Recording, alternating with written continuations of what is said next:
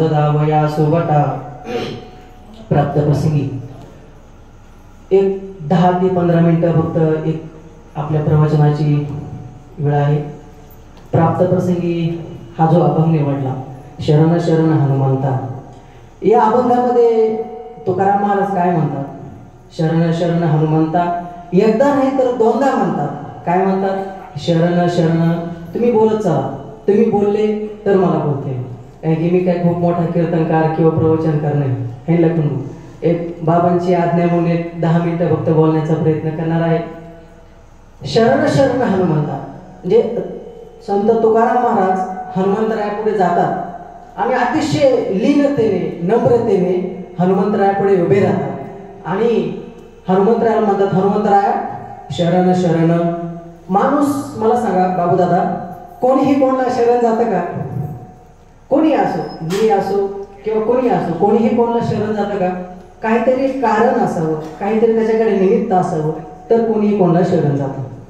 तसं तुकाराम महाराजांना एक भक्तीची वाट पाहिजे होती. कारण की ह्या जगामध्ये सगळ्यात मोठा भक्त कोण असेल तर फक्त हनुमंतराय. म्हणून ते तुकाराम महाराज हनुमंतरायाच्या जवळ गेले आणि हनुमंतराया म्हणू लागले, हनुमंतराया मला भक्तीची वाट दाखवा. पण भक्तीची वाट दाखवायची पण कशी दाखवा? शरण शरण. लीनतेने नम्रतेने उभे आहेत हनुमंतरायाच्या जवळ आणि म्हणतात काय? शरण शरण. किती वेळा म्हणतात? बोलत चला. किती वेळा म्हणतात? 2 वेळा म्हणतात. शरण शरण हनुमंता तुम्हा आलो रामदूता. हनुमंतराया तुम्ही रामाचे दूत आहात, तुम्ही प्रभू रामचंद्राचे असीम भक्त आहात. म्हणून काय भक्तीच्या त्या वाटा मज दावया सुबटा. तुम्ही ज्या भक्तीच्या मार्गाने गेलात ना, तुम्ही ज्या भक्तीच्या वाटेने गेलात ती भक्तीची वाट मला दाखवा. बर पुढे तुकोबराया हनुमंतरायाचं वर्णन करतात. थोडासा अभिषेक दादा थोडासा आवाज कमी करा बरं, आवाज घुमतोय जरा. तर ती भक्तीची वाट मला दाखवा. वाट दाखवल्याच्या नंतर आता वर्णन करतात. आता मला सांगा, मला जर का कोणाकडून काही घ्यायचं असेल तर आधी मला त्याचं वर्णन करावं लागतं.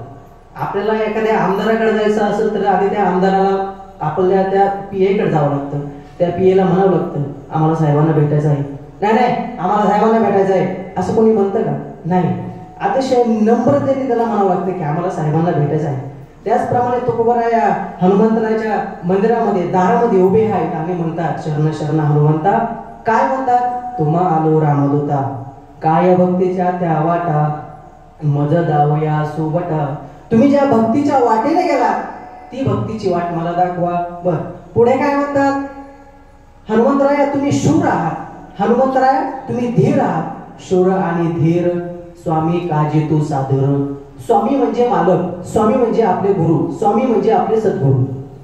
शूर आणि धीर स्वामी काजी तू सादर. काज म्हणजे काम, म्हणजे प्रभू रामचंद्रांनी कोणतंही काम सांगितलं की त्या क्षणाला हनुमंतरायाला घेऊन उपस्थित राहतात. त्याचप्रमाणे तुम्ही कोणतंही म्हणजे रामाने कोणतंही काम सांगितलं की हनुमंतरायाला घेऊन तिथं सादर असतात. शूर आणि धीर शूर आणि धीर स्वामी काजी तू सादर. म्हणून काय भक्तीच्या त्या वाटा मज दावया सुबटा. तुम्ही ज्या भक्तीच्या मार्गाने गेला तो मार्ग मला दाखवा. आजकाल काय झाले? वाट दाखवा. कोण म्हणतंय? तुकोबराया हनुमंतरायाला म्हणतात मला वाट दाखवा. आजकाल काय झाले? वाट दाखवणारे कमी आणि वाट लावणारे जास्त. बरोबर आहे बाबू दादा? त्याचप्रमाणे तर शूर आणि धीर स्वामी काजी तू सादर. आणि शेवटच्या चरणामध्ये हनुमंतरायाला काय म्हणतायत? तुका म्हणे रुद्रा. तुका म्हणे रुद्रा म्हणजे काय? तुकोबराया हनुमंतराया म्हणतात तुम्ही रुद्र आहात, तुम्ही रुद्र अवतारी आहात, त्यात तुम्ही अंजनीचे पुत्र आहात. म्हणून तरी मला काय भक्तीच्या त्या वाटा मज दावया सुबटा. ह्या जरा अभंगाचा सरळ सरळ भावार्थ. एक आता उरलेल्या वेळामध्ये आपण एक 2-3 कथा बघूयात. एक थोडासा परिहार जे 14 रत्न बाहेर निघले होते त्या 14 रत्नांपैकी 14 रत्न बघूयात आणि एक राजा हरिश्चंद्रांची जी माझी आवडती आहे ती आपण एक कथा बघूयात. एक दिवस काय झालं? हनुमंतराया भक्ती करता करता कोणीही असो भक्तीचा मार्ग भक्ती कोणीही करत असेल तर त्याच्या जीवनामध्ये अडचण येतात. ज्याच्या जीवनामध्ये संघर्ष येतो ना तो जीवनात नक्कीच आपण समजून चालायचं की आपण आता चांगल्या मार्गाला चाललो. तर काय झालं? एका मनुष्याने विचारलं हे 14 रत्न म्हणजे काय? 14 रत्न म्हणजे काय? तर 14 रत्न असे ज्या वेळेस समुद्र मंथन करत असताना 14 रत्न बाहेर निघले. पहिला रत्न कोणता बाहेर निघला? हलाहल नावाचा विष. विष पचवणं म्हणजे सोपं असतं का? होय अभिषेक दादा, विष पचवणं म्हणजे सोपं असतं का? विष पचवणं फक्त भगवान शिवजींनी. विष पचवणं हे सोपं नसतं. तसंच त्याचप्रमाणे आपल्या जीवनामध्ये आपल्याला विष पचवायचं आहे. संकट रूपी कोणताही प्रसंग आला की म्हणायचं हे आपल्या जीवनात आलेलं विष आहे. ते विष आपल्याला पचवायचं आहे. मग त्यासाठी हलाहल नावाचं विष निघलं. आता बघा बाबू दादा, हे जे 14 रत्न आहेत ना, ह्या 14 रत्न साईडला ठेवा, परंतु त्या 14 रत्नापैकी आपलं मोटिवेशन काय आहे ते लक्षात घ्या बरं का. आपलं मोटिवेशन काय आहे म्हणजे ते मी सांगतो तुम्हाला. हलाहल नावाचं विष निघलं की समजायचं आपल्या जीवनामध्ये आता कष्टाला सुरुवात झाली आहे. अभ्यास कोणताही क्षेत्र असू द्या, अभ्यासाशिवाय पर्याय आहे का? पक्का क्षेत्र असू द्या किंवा गायन क्षेत्र असू द्या, कीर्तन क्षेत्र असू द्या किंवा कोणताही अधिकारी क्षेत्र असू द्या, MPSC UPSC करणारे विद्यार्थी असू दे, हे एक विष आहे. ते विष पाचवायचं आहे. आता आमच्या संस्थेमध्ये असे काही विद्यार्थी लखनभाऊ 3 प्रकारचे विद्यार्थी असतात. एखाद्या विद्यार्थ्याला नैसर्गिक देणगी असते की त्याला थोडं जरी शिकवलं की त्याला लगेच येतं, त्याला म्हणायचं याचा अर्थ काय होतो, याला नैसर्गिक देणगी आहे. एखादा विद्यार्थी असा असतो की त्याला शिकवावं लागतं तेव्हा त्याला ते येतं. आणि एखादा विद्यार्थी असा असतो त्याला कितीही शिकवा त्याला येतच नाही, भले गुरु उघडून पाहा पण त्याला काही येणार नाही. असे काही विद्यार्थी असतात. परंतु आमचं भाग्य असं की बाबांच्या कृपेने आमच्याकडे सगळे विद्यार्थी हुशार आहेत. आणि आज कोणताही विद्यार्थी प्रपोजल बसवलं तर कोणताही विद्यार्थी प्रपोजल, कोणताही विद्यार्थी कीर्तन करू शकतो. म्हणजे हे काहीतरी बाबांचीच कृपा आहे तेवढं. आणि हलाहल नावाचा विष म्हणजे आपल्या जीवनामध्ये हलाहल नावाचा विष म्हणजे आपले कष्ट आहे, आपल्या कष्टाची सुरुवात आहे. ते आपण एकदा विष पचवलं की त्याच्यानंतर जी निघते ती कामधेनू आहे. कामधेनू म्हणजे काय? कामधेनू म्हणजे काय? ती गाय अशी आहे की त्या कामधेनूचं दूध काढलं ते जर काय जगाला दिलं तर जग आपल्याला वावा करतं. आणि एकदा जगाने वावा केली की उच्चश्रवा नावाचा घोडा आहे. काय 3 नंबरचा रत्न कोणता आहे? उच्चश्रवा नावाचा घोडा. म्हणजे घोड्यासारखी आपल्याला गती मिळते. आपल्या प्रगतीला घोड्यासारखी गती मिळते. गती लक्षात ठेवा का. त्याच्यानंतर 4 नंबरला कोणतं रत्न अक्षदादा? 4 नंबरला जे रत्न निघलं ते ऐरावत नावाचा हत्ती. तो जो ऐरावत नावाचा हत्ती ना, बघा हत्ती गावात येऊ द्या, गावामध्ये हत्ती आला की सगळे लोक अरे हत्ती आला चला चला चला, कोणी खाऊ आणतं, कोणी पैसे आणतं, कोणी त्याला बघायला येतं, कोणी त्याचे फोटो काढतं. तसंच परंतु हत्ती गावात आला की सगळ्यात जास्त त्रास कोणाला होतो? हत्ती गावात आल्याच्या नंतर सगळ्यात जास्त त्रास कोणाला होतो तुम्ही सांगा? कुत्र्याला त्रास होतो. मग ते हत्तीच्या मागे 4-5 कुत्रे भोगतात. मग त्याच्या नादाने अजून 4-5 जण येतात, ते नुसते भोगत राहतात. मग कुत्रे भोगतात. मग हत्तीने कधी मागे वळून पाहिले का रे कशाला मला भोगतोयस? नाही. हत्ती हत्तीच्या पद्धतीने चाललेला आहे. हत्ती चालता दुसऱ्या गावात पण जातो. आणि मग ते बिचारे कुत्रे गोळा होतात. मग कसं काय हाकलून लावला की नाही? अरे हाकलून नाही लावला, तो त्याच्या पद्धतीनेच गेला. पण तुझी भोगायची कॅपॅसिटी संपली. मग ते नंतर एका वाट्यावर येतात, एका वाट्यावर येऊन बसतात आणि विचार करतात आपण हत्ती आहोत. म्हणून असे कुत्रे गावातच मरतात. काय असे कुत्रे कुठं मरतात? गावातच मरतात. ते काय बाहेर जाऊ शकत नाही. परंतु हत्ती जो असतो ना, हा प्रत्येक देशात फिरू शकतो. त्याला हत्ती म्हणतात. आता हा हत्तीच्या नंतर जो रत्न निघाला हत्ती नावाचा, हत्ती म्हणजे हत्ती आपल्या जीवनामध्ये मिळाला. त्याच्या पुढे निघाला तो एक कौस्तुभमणी म्हणजे आपण राजा झालो. कौस्तुभमणी म्हणजे आपण राजा झालो, आपण त्या दर्जाचे झालो. म्हणजे मोठेपणाही म्हणजे मोठेपणा पचवायचा असेल तर तेवढी शक्ती लागते. नाही तर मला लय एखादा वावा म्हणला लय तू लय भारी वाजवतो असं तसं, मग मी फक्त फुगून जायचं का? नाही, ह्याचा अर्थ तसा होत. मोठेपणा जगाने दिला म्हणजे आपला कमीपणा आहे असं समजायचं. संत आहे बघा, संतांना मोठेपणा चालत नाही, त्याला संत म्हणतात. तर त्याच्यानंतर जो निघाला तो कौस्तुभमणी म्हणजे आपण झालो राजे. राजा असा असतो की राजाच्या अंगामध्ये दया क्षमा सगळ्या गोष्टी असाव्या, त्याला राजा म्हणतात. त्याच्यानंतर निघाला कल्पवृक्ष. कल्पवृक्ष म्हणजे कल्पवृक्ष असा येतो की त्या झाडासारखं एखादं झाड आहे बघा, झाडाचं कोणती गोष्ट वाया जाते का? नाही जात. झाडाची कोणतीच गोष्ट वाया जात नाही. त्याच्या मुळापासून ते झाडाच्या पालापर्यंत कोणतीच गोष्ट वाया जात नाही. ते कल्पवृक्ष. म्हणजे आपल्या जीवनामध्ये खूप काही मिळालं आपल्याला. कल्पवृक्षासारखं आपल्याला भरपूर काही मिळालं, फक्त ठेवायला तेवढी ताकद पाहिजे. म्हणजे वाघिणीचं दूध काढलं तर त्याला भांडं कोणतं लागतं? त्याला सोन्याचंच भांडं पाहिजे. त्याला तुम्ही पितळाचं भांडं घेऊन गेलं तर चालेल का? आवश्यकता नाही चालू शकत. त्याच्यानंतर आता ह्याच्यापेक्षा मोठी परीक्षा. आपल्याकडे सगळं आहे, मग त्याच्यानंतर निघते ती अप्सरा, रंभा. म्हणजे वासना ही गोष्टी असं आहे की या वासनेच्या जाळेतून जो जिंकला तोच खरा जिंकला. बघा बघा. मग त्याच्यानंतर ती रंभा. जर का आपण रंभेपासून लांब राहिलो, रंभा अप्सरा वासनेपासून आपण जर का लांब राहिलो तर मग मिळते धनलक्ष्मी. मग माणसाच्या जीवनात पैसा येतो. बरं का अभिषेक दादा? मग माणसाच्या जीवनात पैसा येतो. आणि एकदा पैसा आला की माणसाला काय येतो? अहंकार येतो. गावात एखादा पाटील असतो, पाटलाकडे भरपूर पैसा असतो म्हणून तो पाटील असतो. पैसा नसत त्याला कोणी पाटील म्हणून का? पैशाचे पण लोक 3 प्रकार पडतात: परशा, परशु, परशुराम. एखाद्याकडे भरपूर पैसा असेल ना तर लोक त्याला परशुराम शेठ म्हणतात किंवा परशु म्हणतात. एखाद्याकडे थोडा पैसा असेल त्याला परशु म्हणतात. आणि एखाद्याकडे काहीच नसू द्या, ए परशा, अशाच नावाने हाक मारतात. म्हणजे पैशाचे किती प्रकार पडतात?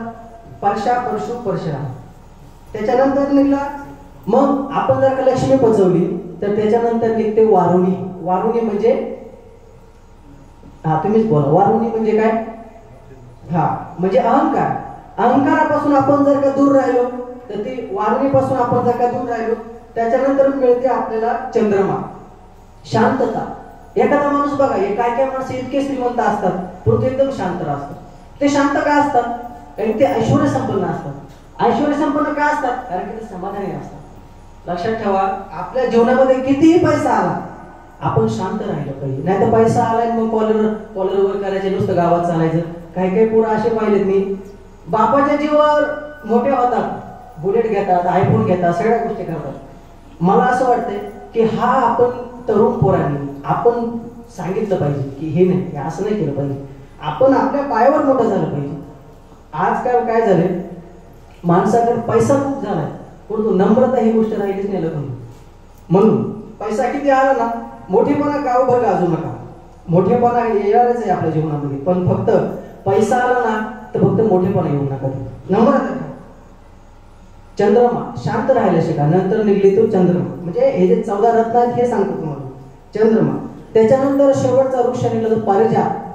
पारिजात म्हणजे त्या वृक्षाच्या झाडाखाली बसलं की आपल्याला जे लागेल, इच्छा केली की आपल्याला ते लगेच मिळून जातं. म्हणजे ते पारिजात आहे ना, त्याच्यापाशी बसलं की इच्छा केली ती लगेच पूर्ण होतं. परंतु याच्याही पुढे असे की त्याचा जो सुगंध आहे ना, सुगंध, पारिजात या वृक्षाचा जो सुगंध आहे हा देशाभरात त्याचा सुगंध जाऊ शकतो. म्हणजे आपण मोठे झालो, आपण आपल्या जीवनामध्ये मोठे झालो, आपल्या कीर्तीचा सुगंध सगळ्या जगभरात पसरू लागला. त्याच्यानंतर येतो 5 जन्य शंख असतो. तो शंख फुगला तर आपल्या शेजारी जे आहे ना, म्हणजे पॉझिटिव्ह एनर्जी तयार होते. तर तो पंचजन्य जो असतो ना शंख, तो शंख आहे. त्याच्यानंतर निघाला भगवान धन्वंतरी. ज्या ठिकाणी भगवान धन्वंतरी त्या ठिकाणी कोणतीच कमी नाही, सगळ्या गोष्टी अवेलेबल असतात, ती भगवान धन्वंतरी. आणि शेवटला निघलं ते अमृत, जे सगळ्या देवांनी प्रशांत केलं, म्हणून आज देव अमर आहे. बरोबर का? हनुमंतराया हे चिरंजीवी देवता आहे. या जगामध्ये फक्त 7च जण चिरंजीव आहेत. अश्वत्थामा, बलिर्व्यासो, हनुमानश्च विभीषणा, कृपा परशुरामश्च, सप्तैतः चिरंजीविनः. यातले फक्त हनुमंतराय आपण बघूया. असं गाव नाही की त्या गावामध्ये हनुमंतरायाचं मंदिर नाही. बरोबर की नाही? हनुमंतरायाची भक्ती केली तर मला असं वाटतंय, म्हणजे वैयक्तिक माझ्या जीवनात अनुभव सांगतो. एक दिवस काय झालं, मी बाबापाशी आलो आणि बाबांना म्हणलो, बाबा मी रियाज करतो, प्रॅक्टिस करतो, सगळ्या गोष्टी करतो, पण मला काय होतं, मला रात्री झोप येत नाही, स्वप्न पडतं, काय करावं लागेल? बाबा फक्त एवढंच म्हणले, फक्त हनुमान चालीसाचा पाठ करायचा. काय करायचा अभिषेक दादा? फक्त हनुमान चालीसाचा पाठ करा. जो शतबार पाठ कर कोई, छूट ही बंदी महासुख होई. जो यह पढ़े हनुमान चालीसा, होय सिद्धी साखी गौरीचा. म्हणजे आपल्या जीवनामध्ये कोणतीही कमी असेल ना, फक्त हनुमान चालीसाचा पाठ करा. आणि खरंच म्हणजे मीच नाही, सगळे आमचे विद्यार्थी, सगळा आमचा परिवार सकाळी उठल्यावर हनुमान चालीसा आणि संध्याकाळी झोपताना आधी हनुमान चालीसा. कोणतीच भीती नाही. मी कधी पुढे बाहेर चाललो ना, रात्रीची वेळ असू दे, एक तर मला भीती नाही वाटते रात्रीची. अंधार पडला की मला काय होतं, मला भीती वाटते. फक्त हनुमान चालीसा, जय हनुमान ज्ञान गुण सागर जय कपीस लोक उजागर, हनुमान चालीसा चालू केली की माझ्या जवळची भीती नाहीशी होती.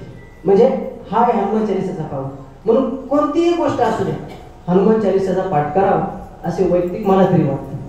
त्याच्यानंतर एक लक्षात ठेवा, आता आपण एक कथा बघूया, ती राजा हरिश्चंद्राची. म्हणजे ह्या जगामध्ये दानी आणि त्यागी, दानी आणि त्यागी ह्यांच्यामध्ये फरक आहे. महारथी कर्ण होता, कर्णदारी असेल, परंतु दानी पण आणि त्यागी पण कोण असेल तर राजा हरिश्चंद्र. एक राजा हरिश्चंद्राची कथा खूप खूप गोड आहे, सगळ्यांनी म्हणलं नाही. एकदा काय झालं, देवामध्ये एक मीटिंग बसली, सगळे देव चर्चा करायला लागले. ही मीटिंग कशाची नेमकं.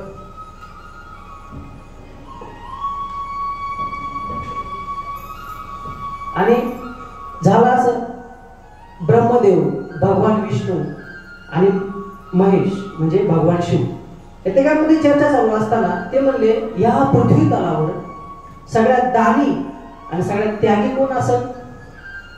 ब्रह्मदेव म्हणले, ह्या मृत्यू तलावर दानी पण आणि त्यागी पण कोणीच नाही. कर्ण फक्त दानी आहे, परंतु नाही. वशिष्ठ ऋषी आले. वशिष्ठ ऋषी म्हणले, मला तरी असं वाटतंय की या भूतलावर दानी आणि त्यागी एक मनुष्य आहे, त्याचं नाव राजा हरिश्चंद्र. ऐका बरं, गोड, एकदम गोड कथा आहे. राजा हरिश्चंद्र इतका दानी होता, इतका त्यागी होता, म्हणून ब्रह्मदेवानी आणि विष्णूंनी सांगितलं, जा तुम्ही राजा हरिश्चंद्राची परीक्षा घ्या.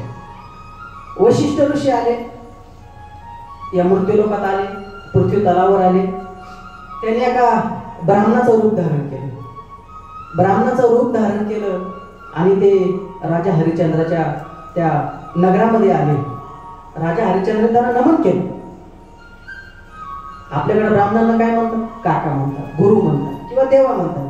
देवा काय सेवा करू असं कोण म्हणलं, राजा हरिश्चंद्र म्हणले. देवा काय सेवा करू, तेव्हा तो ब्राह्मण म्हणला. ब्राह्मण म्हणजे तो ब्राह्मण नव्हता बरं, ते वशिष्ठ ऋषी होते. वशिष्ठ ऋषी म्हणजे सगळ्या ऋषींमध्ये श्रेष्ठ असणारे ते वशिष्ठ ऋषी.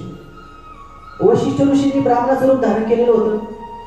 राजा हरिश्चंद्रा ऐक, मला एक खूप मोठा यज्ञ करायचा आहे आणि त्या यज्ञामध्ये मला जर का काही कमतरता पडली ना तर तू पूर्ण करायची. राजा म्हणला, चालेल, मी तर माझं भाग्य समजेल. जर का तुमच्यासारख्यांची सेवा मला जर का करायला मिळत असेल तर मी माझं भाग्य समजेल. म्हणून राजा हरिश्चंद्र असाच एक दिवस जंगलामध्ये चालला असताना एक निवांत एकांत, जिथे एकांत होता त्या ठिकाणी राजा हरिश्चंद्र गेला. आणि तिकडून ब्राह्मण आले, म्हणजे वशिष्ठ ऋषी आले ब्राह्मणाचं रूप धारण करून. म्हणे, ऐक राजा, तुम्हाला देशील का, मी जे मागल ते तुम्हाला देशील का. नक्कीच देईल. ठीक आहे, चल नगरामध्ये. नगरामध्ये आले. नगरामध्ये आल्याच्या नंतर ते सिंहासनावर बसले राजा हरिश्चंद्र. आणि वशिष्ठ ऋषींना एक चांगली गादी दिली बसायला. मागा ब्राह्मण देवता, मागा तुम्हाला काय पाहिजे. त्यावेळेस ब्राह्मणाने काय मागितलं लक्षात घ्या, राजा मला हे तुझं पूर्ण राज्य देऊन टाक. मला सांगा, आपण एखाद्याला म्हणलं मला तुझी सगळी प्रॉपर्टी देऊन टाक, कुणी देईल का हो बाबू दादा. आपण एखाद्याला म्हणलं की मला तुझी प्रॉपर्टी पाहिजे, कुणी देईल का, नाही देऊ शकत. तर त्या ब्राह्मणाने हरिश्चंद्र राजाला सांगितलं, मला तुझी सगळी संपत्ती देऊन टाक आणि तुझं सगळं राज्य आहे ना, हे राज्य मला तू देऊन टाक. राजा खुश झाला. ब्राह्मण तरी त्या एवढ्या संपत्तीचं करणार काय, देऊन टाकलं राजाने. एवढंच नाही, मला तुझं सिंहासन पण देऊन टाक, ते पण दिलं. मग राजा हरिश्चंद्राने काय केलं, त्यांना त्यांच्या जवळ गेले, त्यांचं दर्शन घेतलं, त्यांचा मुकुट काढला आणि असणाऱ्या त्या ब्राह्मणाच्या डोक्यात घातला आणि आदराने, अतिशय आदराने कुंकू तिलक करून त्या ब्राह्मणाला त्यांच्या सिंहासनावर बसवलं. बसले, ब्राह्मण देवता बसले. पण एवढंच नाही, एवढं थांबलं नाही बरं. ब्राह्मण काय म्हणतो, राजा हरिश्चंद्रा तू दानी असशील, तू त्यागी असशील, पण याच्याही पुढे आहे, तो हे जे मला दान दिलंस ना, दान दिल्याच्या नंतर काहीतरी दक्षिणा द्यावं लागते, असा एक नियम असतो. आपण जर का कोणतीही गोष्ट दान दिली ना तर त्याला दक्षिणा पण द्यावं लागते. तर दक्षिणा स्वरूपात मला तो 1000 मुद्रा दे. 1000 मुद्रा म्हणजे ते त्या काळात किती असतील, भरपूर असतील. मला तो 1000 मुद्रा दे. चालेल, देतो मी. लगेच राजा हरिश्चंद्र एका सेवकाला म्हणला, सेवक 1000 मुद्रा घेऊन या. ब्राह्मण काय म्हणला, नाही, दान दिलेली गोष्ट ती परत दान देता येते का? ही संपत्ती माझी आहे, हे राज्य माझं आहे, हे सिंहासन माझं आहे, आणि त्यातले जे 1000 मोहरा असतील किंवा 1000 मुद्रा असतील, तू जे देतोय ते सगळं माझंच आहे. जा. राजा हरिश्चंद्र म्हणला, माफ करा, मी विसरून गेलो की आता मी एक साधारण माणूस आहे. राजा हरिश्चंद्र बाहेर पडले. आता लक्षात ठेवा, ज्या वेळेस सत्ता असते ना, सत्ता, त्यावेळेस माणूस काहीही करू शकतो. पण ज्या वेळेस सत्ता नसते ना, सत्ता, त्यावेळेस माणूस काही करू शकत नाही. तसंच झालं राजा हरिश्चंद्रांसोबत. राजे गावात आले, गावातल्या सगळ्यांच्या दारापुढे जायला लागले, मला फक्त 1000 मुद्रा द्या, मला फक्त 1000 मुद्रा द्या. लोकांनी दार लावून घेतली. का? सत्ता नाही ना, तो राजा होतास, काम होता, पण तू आज राजा नाही. कोणीच त्याला मुद्रा दिल्या नाही, कोणीच त्याला सोनं नाणं काहीच दिलं नाही. फक्त पाहिजे काय होतं, 1000 मुद्रा. गावातल्या कोणीच लोकांनी दिले नाही. राजा हरिश्चंद्र आणि त्यांची पत्नी तारा आणि त्यांच्या मुलाचं नाव होतं रोहित. त्या रोहितला घेऊन ते गावाच्या बाहेर पडले. गावाच्या बाहेर एक स्मशानभूमी होती. स्मशानभूमीच्या जवळ गेल्याच्या नंतर ते जवळ गेले आणि तिथे एक माणूस होता. स्मशानभूमीच्या जवळ एक माणूस असतो, म्हणजे कुणी आला अंत्यसंस्कार करायला एक माणूस तिथं बसलेला असतो. तर तसंच झालं. राजा हरिश्चंद्र त्याच्या जवळ गेले. हे देवता, मला फक्त 1000 मुद्रा पाहिजे. तुम्ही जर का मला 1000 मुद्रा दिल्या तर मी तुमचा सेवक होईल. आता त्या वारी माणसाला वाटलं की मला आता सेवकाची गरज आहे, मला आता त्याची गरज आहे, मी आता 100% याला 1000 मुद्रा द्या ना. म्हणून त्या बिचाऱ्या माणसाने काय केलं, 1000 मुद्रा घेतल्या आणि त्या 1000 मुद्रा त्याला राजा हरिश्चंद्राला दिल्या. राजा हरिश्चंद्राने त्या 1000 मुद्रा घेतल्या आणि तो त्या रोहितला आणि त्यांची पत्नी तारा त्यांना सांगितलं, तुम्ही हितच थांबा, मी जातो आणि त्या ब्राह्मण देवताला 1000 मुद्रा देऊन येतो. ऐका बरं, आता 1000 मुद्रा घेतल्या आणि राजा हरिश्चंद्र त्या नगरामध्ये आला. राजा पुढे आला. आता ब्राह्मण राजा होता ना, त्याला म्हणलं, हे बघा तुमची 1000 मुद्रा. ब्राह्मण म्हणजे चकित झाले, तुला 1000 मुद्रा भेटल्या कुठून? तर स्मशानाजवळ जो माणूस होता ना, तो काय सामान्य माणूस नव्हता, ते साक्षात भगवान शिवजी होते. शिवजींनी स्वतः अवतार घेतला स्मशानाच्या जवळ जाऊन आणि त्याला 1000 मुद्रा दिली. कारण की कसं असतं, एखादा भक्त संकटात असेल ना तर देव कधी सहन करू शकत नाही. आपल्यापैकी कुणीही संकटात असलं ना तर बाबा कधी सहन करू शकत नाही. ही आहे तुमची ताकद आहे, आपल्या भक्तीची ताकद आहे आणि आपल्या सेवेची ताकद आहे. ऐका बरं, ते 1000 मुद्रा घेतल्या आणि त्या ब्राह्मणाजवळ 1000 मुद्रा घेतल्या आणि त्या ब्राह्मणाच्या जवळ आले. 1000 मुद्रा दिल्या. ब्राह्मण चकित झाला, अरे 1000 मुद्रा तो आणला कुठून? आणि मग काय झालं तुम्हाला सांगतो. राजा हरिश्चंद्राने त्या 1000 मुद्रा दिल्या आणि राजा हरिश्चंद्र बाहेर निघाला. स्मशानाच्या जवळ आला. अंधार पडलेला होता आणि त्यांनी बघितलं, एक कोणतरी स्त्री होती आणि ती आपल्या मुलाला घेऊन रडत होती. त्यांनी बघितलं की एक कोणतरी स्त्री आहे, ती आपल्या मुलाला घेऊन रडत आहे. स्मशानाच्या जवळ होती ती. राजा हरिश्चंद्र दिसलं नाही कोण होते, परंतु जवळ गेली. राजा हरिश्चंद्र त्या स्त्रीच्या जवळ गेले. का रडता तुम्ही माते, का रडता म्हणल्याच्या नंतर ती स्त्री म्हणाली की माझा मुलगा सर्पदंशाने आत्ताच गेला आहे, माझा मुलगा सर्पदंशाने आत्ताच मेला आहे, त्याचा अंत्यसंस्कार करायचा आहे, फक्त एक मुद्राची गरज आहे. आता एक गोष्ट लक्षात ठेवा, अंत्यसंस्कार करत असताना एक तरी मुद्रा, एक रुपया लागतो, त्यावेळेस ते अंत्यसंस्कार करता येतं, असा नियम असतो. त्या राजा हरिश्चंद्र त्या मालकाकडे गेला जो स्मशानाच्या जवळ बसला होता ना, शिवजी. त्यांच्याकडे गेले आणि मला अजून फक्त एकच मुद्रा द्या, एक मुद्रा द्या असं म्हणल्याच नंतर त्यांनी पण विचारले, मुद्रा त्याला देऊन टाकली. एक मुद्रा घेतली आणि जवळ आली. हे माते, हे बघ ही मुद्रा आणि तुझ्या मुलाचा अंत्यसंस्कार कर. परंतु बोलत असताना ना राजा हरिश्चंद्र म्हणला, हा आवाज काहीतरी ओळखीचा वाटतोय. म्हणून ती कोण होती? ती साक्षात तारा होती. आणि जो मेलेला मुलगा होता ना तो रोहित होता.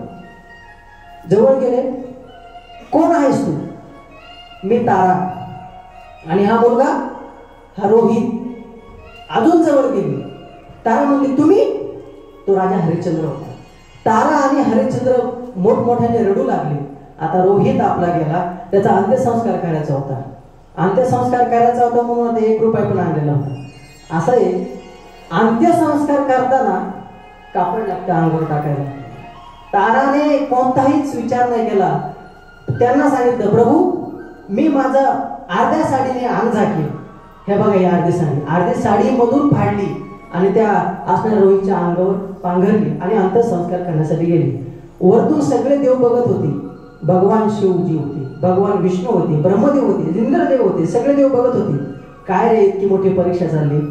वशिष्ठ ऋषी रडू लागले. वशिष्ठ ऋषी पळत आले. ते ब्राह्मणाच्या स्वरूपात होते. पळत आले. त्यांनी ते ब्राह्मणाचं रूप होतं ना ते जवळ आले आणि त्यांनी वशिष्ठ ऋषींचं रूप घेतलं. राजा मला माफ कर, चुकलं माझ्याकडून. मला फक्त तुझी परीक्षा बघायची होती. तू दानी आहेस, तू त्यागी आहेस असं सगळंच म्हणतात, पण तू खरोखर तू आहेस का याची मला फक्त परीक्षा बघायची होती. काय नाही, वशिष्ठ ऋषीने आशीर्वाद दिला. त्या मुलालाही जिवंत केलं, त्या ताराला पण भरपूर संपत्ती देऊन टाकली आणि सगळं राज्य परत हाय असं देऊन टाकलं. आणि असं सांगितलं, वशिष्ठ ऋषींचा आशीर्वाद येतो. ऋषी म्हणाले, जोपर्यंत तू आहेस ना तोपर्यंत सगळे देवादी तुझ्या घरी कामं करतील, सगळे देव तुझ्या घरी कामं करतील असं म्हणले आणि वशिष्ठ ऋषी गायब झाले. म्हणजे कथा संपली. या कथेचा सार असा आहे की आपल्या जीवनामध्ये आपण दान केलं पाहिजे आणि त्याग केला पाहिजे. काय काय माणसं दान करतात पण तो त्याग करत नाही. त्यागी मनुष्य जर का या जगामध्ये कोण असेल तर तो राजा हरिश्चंद्र. ते नंतर कथा अनेक पुस्तकामध्ये पण वाचायला मिळेल, सगळ्या गोष्टींमध्ये पण वाचायला मिळेल. तर त्यागी माणसाने कसं राहिलं पाहिजे, दानी माणसाने कसं राहिलं पाहिजे.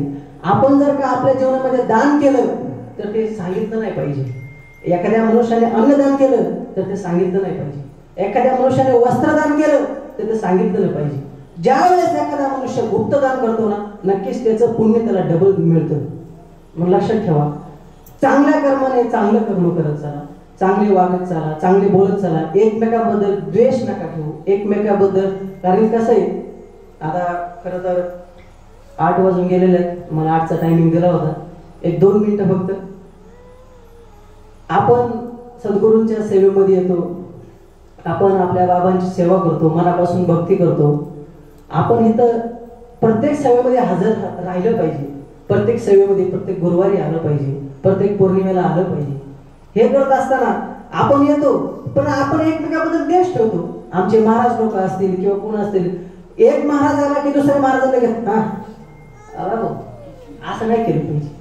महाराज असो ना, महाराज म्हणजे काय हो, ज्यांनी रागाला नियंत्रण केलं, ज्यांनी क्रोधाला नियंत्रण केलं, ज्यांनी वासनेला नियंत्रण केलं तो महाराज आहे. मग अशा वेळेस कोणीही महाराज असू द्या, त्यांनी त्याच्या म्हणजे नाना पाटेकरच्या स्टाईलमध्ये कंट्रोल उदय कंट्रोल असं केलं पाहिजे. त्यांनी माणसाने कंट्रोल केलं पाहिजे. महाराज लोक असतील किंवा तुम्ही सगळे भक्त मंडळी असतील, माझ्या माता मावल्या असतील, आपण एकमेकांबद्दल द्वेष नाही करायला पाहिजे. कारण की आपण काय सामान्य माणूस नाही, आपण एक बाबांचे भक्त आहोत, आपण बाबांचे सेवेकरी आहोत. हा विचार करून आपण असं यायला पाहिजे, चालायला पाहिजे. आपल्या चालण्याने असे लोक म्हणले पाहिजे, बघा हा जो मनुष्य चाललाय ना हा बाबांचा भक्त आहे. हे बघा हा जो माणूस बसलाय ना हा मनुष्य बाबांचा भक्त आहे. म्हणजे त्या ठिकाणी आपलं ऍक्ट्रेशन निर्माण न होता आपण कोण आहेत हे निर्माण झालं पाहिजे. नाहीतर काय आपण नुसतं येतोय, नुसतं काहीतरी बसतोय, काहीतरी चाललंय, काहीतरी असे काय काय माणसं पाहिलेलं पण मी. म्हणजे मला काही जास्त दिवस नाही झाले, मी आता 1 वर्ष झालं समजा, काही विचारतात काही पण, म्हणजे त्याला काही सीमाच नाही. असे काय काय माणसं परंतु नाही, मला असं वाटते, म्हणजे वैयक्तिक बरं का, मला असं वाटते की आपण हिथं आल्यानंतर कधी आलं की प्रश्न विचारतो, बाबा असं झालं, बाबा तसं झालं. अरे तुझा प्रश्न आहे तो नक्कीच खरे, पण तुझ्या प्रश्नापेक्षा बाबा मोठेत ना. आपण कोणते प्रश्न बाबांपाशी मांडले पाहिजे हे आपण आपल्या मनाला विचारलं पाहिजे. प्रत्येक वेळेस आपण बाबांना प्रश्न विचारलाच पाहिजे का? बाबांना समजत नाही का? म्हणजे कितीतरी अनुभव माझ्या जीवनातले. एक दिवस काय झालं, आम्ही जरा गावी गेलो होतो आणि तिकडून येताना मी एकटाच आलो. म्हणजे सहज आता माझ्या संग काहीतरी होणार आहे हे मला कळालं. मी त्यावेळेस फक्त बाबांचं नाव घेतलं, काय नाही, झोप लागली फक्त मला, माझा ऍक्सिडेंट झाला. बरं सकाळी मला कळलं की मग काही लोक मला सांगायला लागले, महाराज तुमचा ज्या ठिकाणी ऍक्सिडेंट झाला ना तिथं आत्तापर्यंत कुणीच वाचलं नाही, कुणीच वाचलं नाही. मग मी आधी मला चिमटा घेऊन पाहिलं, नक्की आहे का मी बाबा, नाही का? मग मला नाही, मी अजून सुरक्षित आहे. मग मला काही पावर फक्त याची आहे, म्हणजे मनापासून सेवा करा, मनापासून त्याग करा.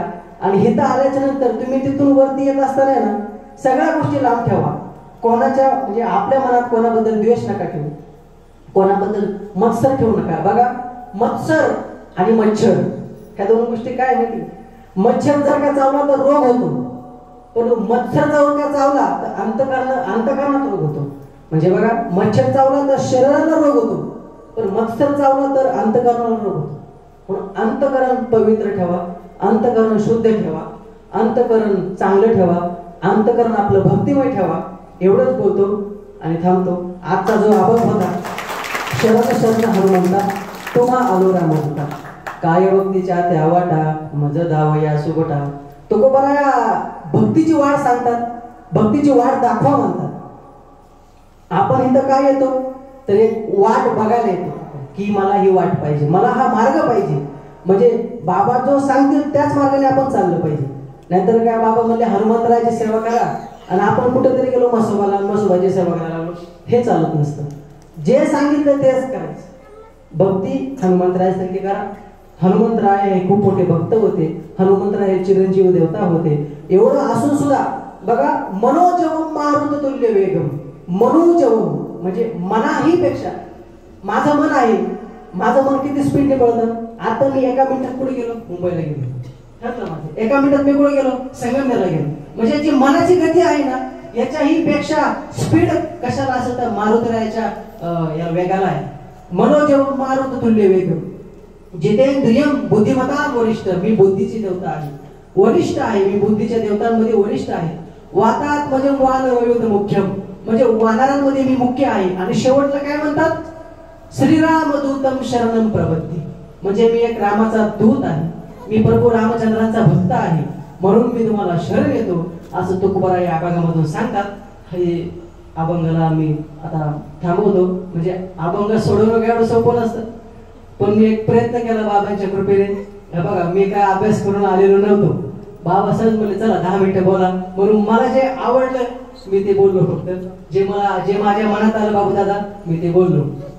खरं तर सगळ्यांच्या मनापासून आभार मानतो. बाबा तुमचा हात फक्त असाच पाठीशी राहू हेच मी तुमच्या पायावर मी विनंती करतो, प्रार्थना करतो आणि याच ठिकाणी थांबतो.